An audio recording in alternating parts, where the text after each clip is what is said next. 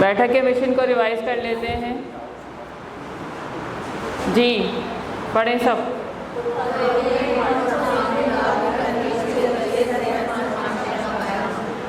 कोई एक मुझे इस्लामी कदर बता दें जी। इस्लामी कदर, हाँ हिजाब, और सच बोलना, झूठ नहीं बोलना, अच्छे अखलाक। तो तरवीज के लिए ज़रूरी है कि ये सारी चीज़ें हमारे पास भी हों, तभी तो हम उसको फैलाएंगे। एक चीज़ अब मेरे पास ही नहीं है तो मैं उसको फैलाऊंगी कैसे? तो फ़रोग़ इल्म, हमने इल्म भी फैलाने, इस्लामी अक़दार भी फैलानी है ताकि एक सेहतमंद माशरा कायम हो सके। यही हमारा मिशन है और बहैसियत मुसलमान ये सब का मिशन है, सिर्फ बैठक में मौजूद असातिज़ा या लोगों का मिशन नहीं है। अच्छा जी, तो यहाँ पे कुछ नए लोग हैं तो कल के हवाले से दोबारा आज मैं इंट्रोडक्शन दे देती हूँ। एक क्वालिटी इम्प्रूवमेंट प्रोग्राम जो है वो हम लोग लॉन्च करने जा रहे हैं। एडमिन का ये स्कूलों में शुरू हो चुका है, जिसमें तंजीम स्कूल में दी गई रहनुमाई के मुताबिक हमारी टीम जा रही है और वो जाँच कर रही है। ठीक है, उसके रिज़ल्ट आएंगे और सॉफ्टवेयर में आप लोग खुद भी उसके रिज़ल्ट देख सकेंगे। नेक्स्ट लेवल पे हम लोग HR का QIP कर रहे होंगे, जिसमें असातिज़ा को जो कुछ भी यहाँ ट्रेनिंग में सिखाया जा रहा है, जो कुछ भी रहनुमाई हेड ऑफिस से दी जा रही है, वो सारी चीज़ें जो है वो हम जाके उसका जायज़ा ले रहे होंगे, जांच कर रहे होंगे। कुछ टूल्स हैं फिल कर रहे होंगे, वो भी सॉफ्टवेयर में आप लोग देख रहे होंगे। उसमें दो चीज़ें होंगी असातिज़ा के लिए। एक तो उनका मुशाहिदा फॉर्म होगा जो प्रिंसिपल भर रही हैं, जिस तरह से तंजीम स्कूल में भी दिया हुआ है, और अब तो मैंने शायद 5वीं के मैनुअल में भी दे दिया। अच्छा, और उनसे टेस्ट लिया जाएगा, जिस भी सब्जेक्ट को वो पढ़ा रही हैं उनसे टेस्ट लिया जाएगा कि कंटेंट पे उनका अपना उबूर कितना है। ये सारे मार्क्स दिए जा रहे होंगे। अभी आपकी यहाँ पे हाज़िरी, आपको एवेल्यूएशन फॉर्म दिया जाएगा आखिर में, वो ट्रेनिंग से रिलेटेड क्वेश्चंस होंगे, वो आपने फिल करके देना है। उसमें जो मार्किंग हो रही होगी, ये सारे मार्क्स एग्रीगेट होकर आपके सालाना जो अप्रेज़ल लगता है उसमें उस नंबरिंग के मुताबिक अप्रेज़ल लग रहा होगा। तो जो जिसकी ज़्यादा बेस्ट परफॉर्मेंस होगी तो इंशाल्लाह उसका अप्रेज़ल और अच्छा लग रहा होगा। जिसकी स्लो परफॉर्मेंस होगी तो फिर उसके लिए एक क्वेश्चन मार्क है। तो आई होप के सबकी परफॉर्मेंस बहुत बेस्ट होने वाली है और इंशाल्लाह बहुत कुछ जो है वो आप लोग सीखेंगे आज। तो शुरू करते हैं अपनी ट्रेनिंग वर्कशॉप के मकासद से। आज क्या नाम है वर्कशॉप का, कौन बताएगा? वर्कशॉप का नाम क्या है? कौन सी वर्कशॉप लेने आए हैं मेरे आप? इंग्लिश लैंग्वेज की है, ठीक है। Effective teaching of English language. कल भी इफ़ेक्टिव पे बात हो रही थी, तो जिन्होंने जवाब दिए थे वो खामोश रहें। नए जो लोग हैं वो मुझे बताएं कि इफ़ेक्टिव से क्या मुराद है, आप क्या समझते हैं, इफ़ेक्टिव चीज़ कैसे होती है? अच्छा, और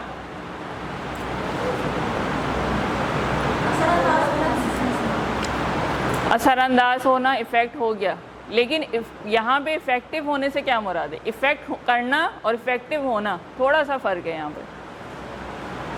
इसका मतलब है, अगर मैं इसको ट्रांसलेट करूँ तो मौसर तरीक़े तदरीस। एक जो अगर हमें इफ़ेक्ट की बात करते हैं असर की, तो असर पॉजिटिव भी हो सकता है और असर नेगेटिव भी हो सकता है। बुरा असर भी तो डालते हैं ना हम लोग, लेकिन यहाँ पे मौसर तरीक़े तदरीस का मतलब क्या है? अच्छा असर या बुरा असर?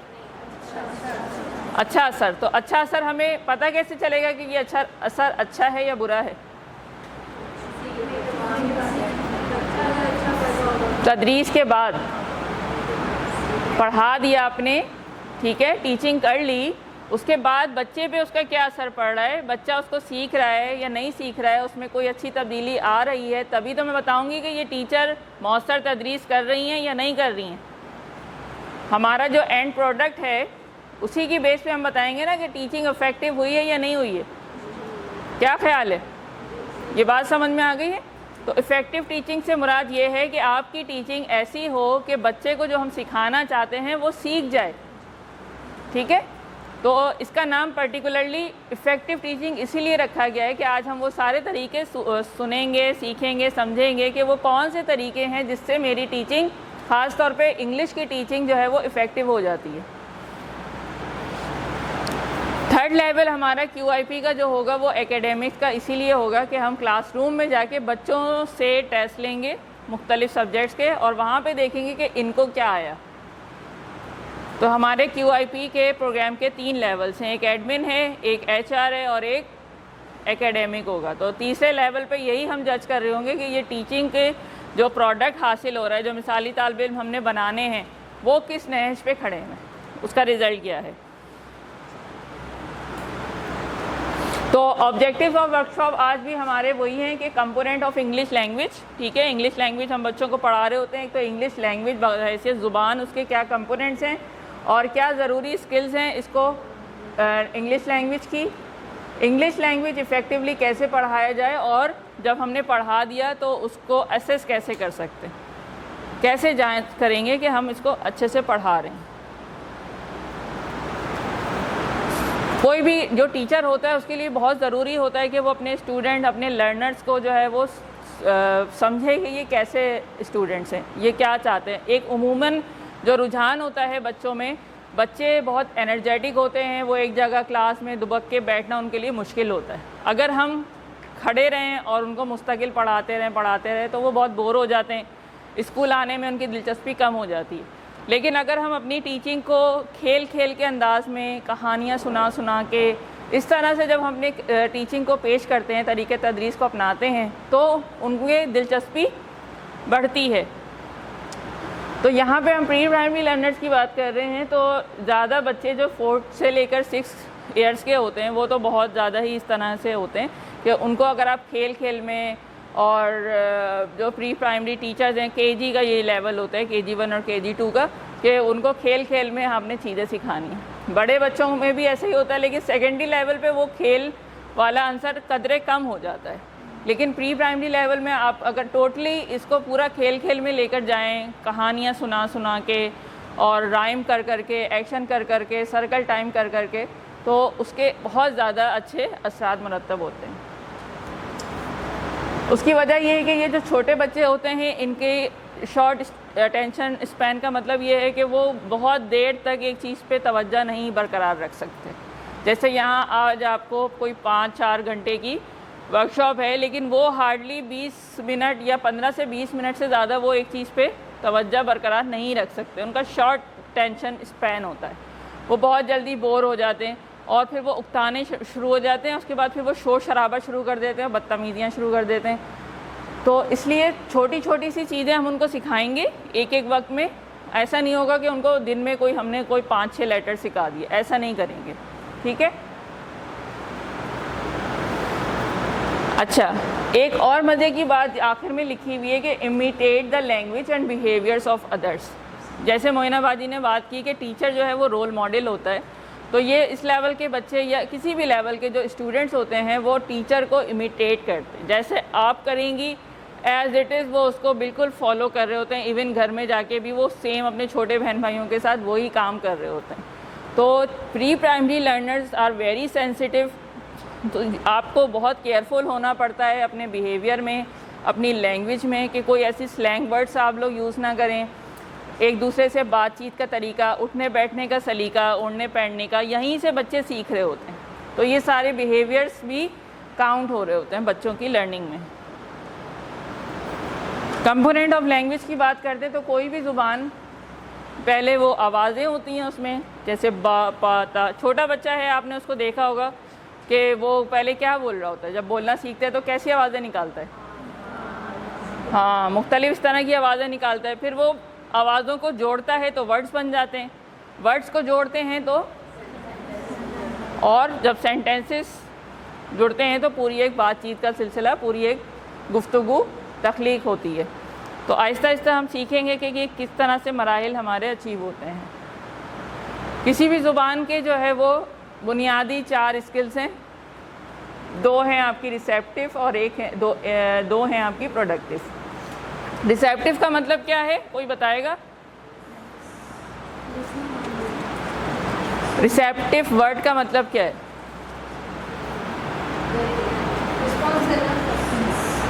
और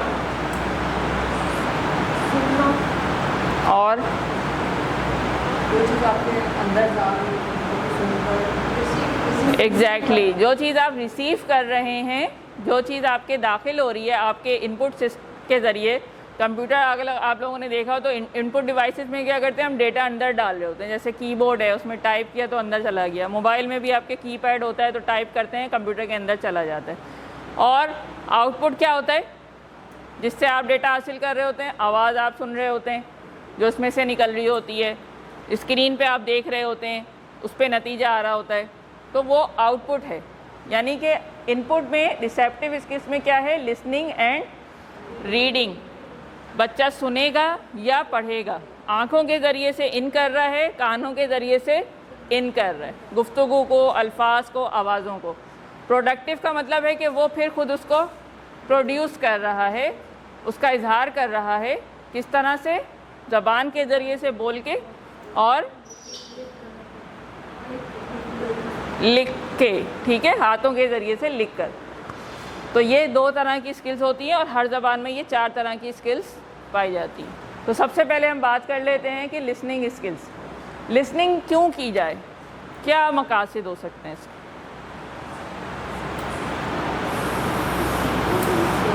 क्या सीखना?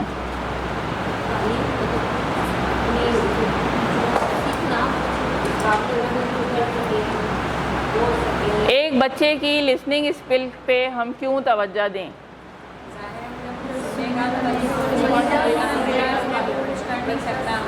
बिल्कुल, सबसे पहली बात तो ये कि जब वो सुनेगा तभी तो बोलेगा। बच्चे सबसे पहले सुन रहे होते हैं, जो छोटे बच्चे होते हैं, फिर वो आहिस्ता आहिस्ता बोलना शुरू करते हैं, फिर हम उनको पढ़ाना शुरू करते हैं, फिर वो लिखना शुरू करते हैं। तो सबसे पहले तो ये कि लिसनिंग स्किल हम उनकी इसलिए इम्प्रूव करें ताकि वो जो सुन रहे हैं उसको समझ भी सकें। एग्जैक्टली कि कोई बंदा अगर इंग्लिश में बात कर रहा है तो वो क्या कह रहा है, उसको सुने और उसको अंडरस्टैंड करें, फिर तवज्जो दें। अगर मैं अभी खड़े होके आपको ऐसी चाइनीज़ ज़बान में गुफ्तगू शुरू कर दूं जो आपकी समझ ही नहीं आ रहा हो, तो आपकी अटेंशन थोड़ी सी देर में खुद ही हट जाएगी। आप लोग कुछ ना कुछ मोबाइल निकाल लेंगे, ये कर लेंगे, वो कर लेंगे, तो दिलचस्पी भी कम हो जाएगी और तवज्जो भी कम हो जाएगी। इसके बाद फिर जो आपने उनको कहा है, जो पढ़ाया है, वो उसको याद रखें। जब वो उसको समझेंगे तो याद रखेंगे। मिसाल के तौर पे आपने कोई कहानी सुनाई तो वो उसको हम दोबारा रिकॉल करवाते हैं कि आओ बेटा अब आप सुनाओ इसको। तो रिकॉल करने के लिए भी उसका लिसनिंग स्किल अच्छी होनी चाहिए। इसके अलावा फॉलो डायरेक्शंस का मतलब ये है कि आप हिदायत देते हैं। ओके, क्या क्या हिदायत देते हैं, ज़रा इंग्लिश में सेंटेंस बताएं बच्चों को क्लास में। सिट डाउन,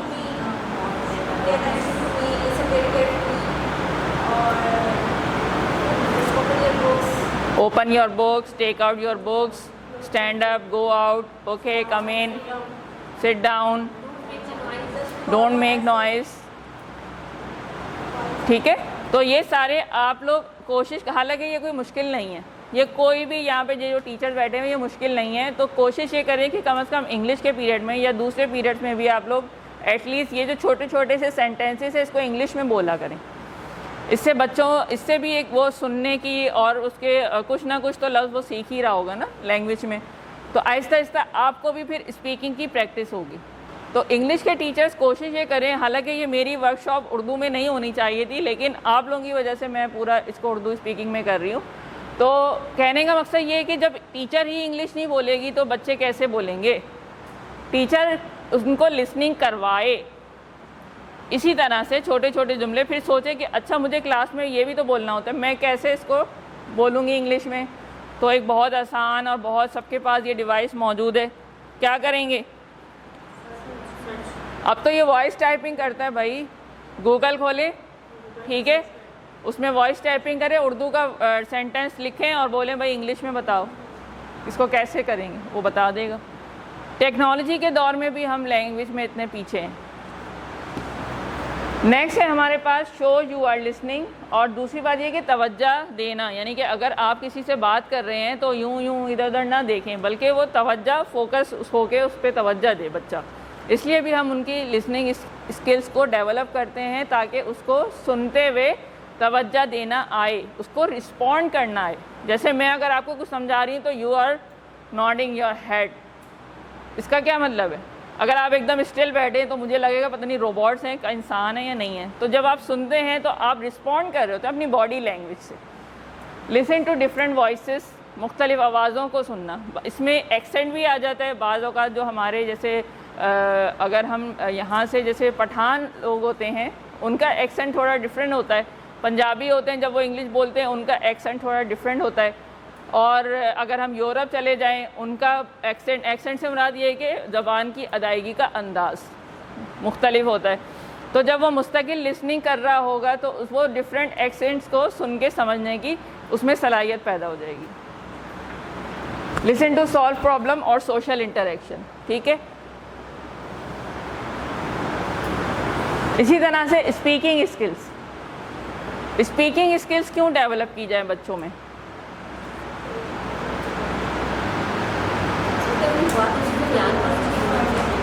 अपने ख़यालात का इजहार कर सके, ठीक है। They can express ideas, speak clearly, वजाहत के साथ बात कर सके। इसके अलावा यूज़ द राइट वर्ड्स, दुरुस्त अल्फाज का इस्तेमाल कर सकें, प्रोनाउंस वर्ड्स करेक्टली। अल्फाज की प्रोनाउंसिएशन भी जो है वो उनको दुरुस्त तरीके से उसको अदा कर सकें। स्पीक इन फुल सेंटेंसेस, पूरे जुमले अदा कर सकें। कोहेरेंस एंड कोहेशन, इसका मतलब ये होता है कि गुफ्तगू में एक तरतीब है, एक लॉजिकल सीक्वेंस है। मैं यहाँ पे अभी कराची की बात कर रही हूँ, अचानक मैं वो कुछ पौधों की बातें शुरू कर दूँ, फिर मैं जो है वो जंगलात की बातें शुरू कर दूँ, पानी की बातें, तो अचानक उसमें कोई तरतीब नहीं है। तो गुफ्तगू में जो है वो एक तरतीब जो आती है वो सीख सकें, एतमाद उनके अंदर बहाल हो। इसके अलावा सवाल जवाब का सवाल भी कर सकें, उसका जवाब भी दे सकें। ये सारी महारतें स्पीकिंग स्किल से ही उनको आएंगी। लिसनिंग और स्पीकिंग स्किल्स के लिए हमारे पास कुछ बुनियादी बातें ज़रूरी हैं, जिसमें सबसे पहले आ जाती है लेटर्स की साउंड्स। कितने लेटर्स होते हैं हमारे अल्फ़ाबेट में?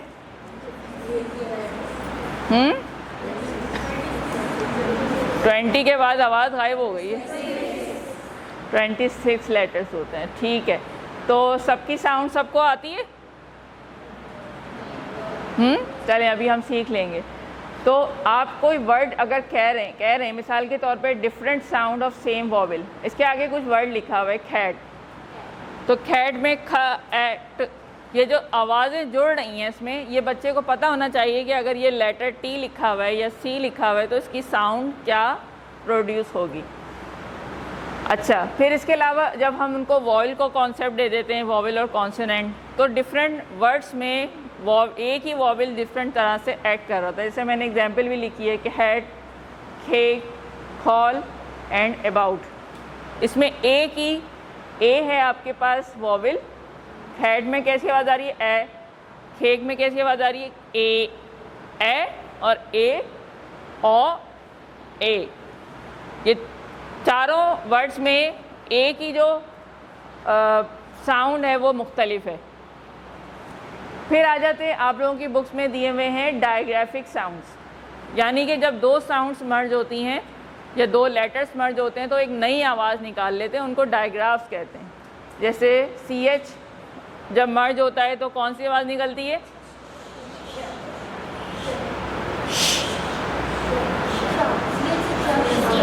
च की साउंड निकलती है, च। जैसे चिप्स और चॉक, चेन, चेयर, वॉटएवर। फिर ऐसे जब ज्वाइन होता है तो उसकी क्या वर्ड साउंड निकलती है? ठीक है, शीन वाली जो साउंड उर्दू में है उस तरह से निकलती है। For example, exactly, PH, for example, और गुड, और वेरी गुड, शाबाश। TH की आवाज़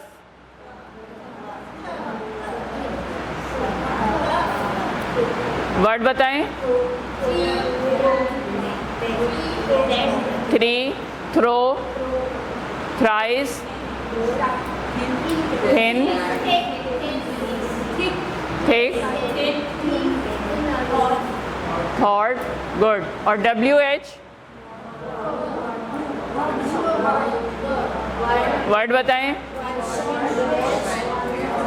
what, why, where, weather, well. Water में WH नहीं आता। अच्छा, फिर ये भी आपको पता होना चाहिए कुछ लेटर्स जो होते हैं वो साइलेंट हो जाते हैं कुछ अल्फाज में। तो जैसे यहाँ लिखा हुआ है, पहला वर्ड क्या लिखा हुआ है कि नो तो नहीं पढ़ते आप लोग इसको, इसमें के साइलेंट है, लेकिन कुछ वर्ड लोग पढ़ते हैं। Then again should, could, would, ऐसे इस तरह के मॉडल वर्ब्स होते हैं, इसमें एल साइलेंट होता है। देन लिसन, इसमें टी साइलेंट है, इसमें एच साइलेंट है। तो ये टीचर को पता होना चाहिए कि किस वर्ड की कैसी प्रोनाउंसिएशन होगी। अगर उसको नहीं आती, वो गूगल लेंस खोले, अपना पेज खोले बुक का, उसको पूरा ट्रांसक्राइब करवा ले, वॉइस में सुन ले कि ये कैसे इसको बोला जाएगा। अब तो चैट जीपीटी आ गया भाई, AI का ज़माना है। अच्छा, इंटोनेशन का मतलब क्या है, कौन बताएगा? मैन ऑफ द वर्कशॉप कहलाएगा, बल्कि women of the workshop. Intonation क्या होता है?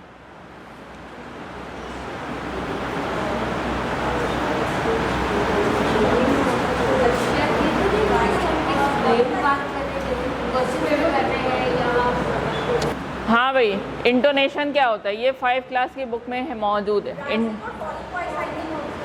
हाँ बिल्कुल लिखा, variation of pitch during speaking, यानी कि एक्सप्रेशन के साथ आपकी आवाज़ का उतार चढ़ाव।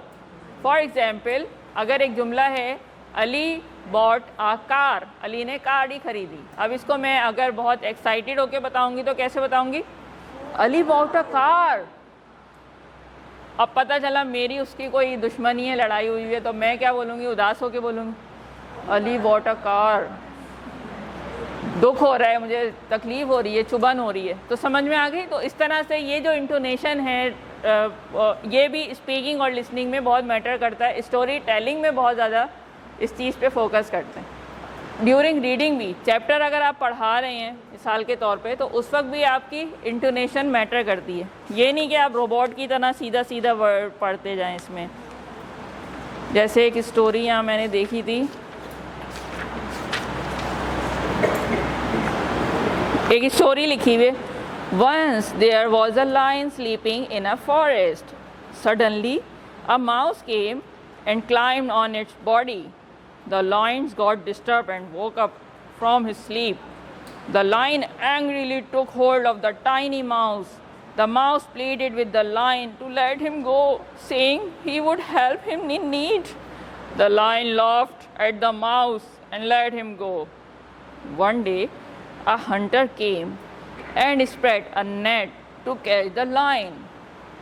समझ में आ रही है? आवाज़ का उतार चढ़ाव स्टोरी में बहुत मैटर करता है। इवन रीडिंग में भी अगर आप ये इंटोनेशन ही डाल दें, आपकी बॉडी लैंग्वेज से आधी बात समझ में आ जाती। अगर बच्चे को पूरा वर्ड समझ में नहीं आ रहे तो सिर्फ बॉडी लैंग्वेज से ही उसको समझ में आ जाएगा कि हाँ भाई क्या बात चल रही थी।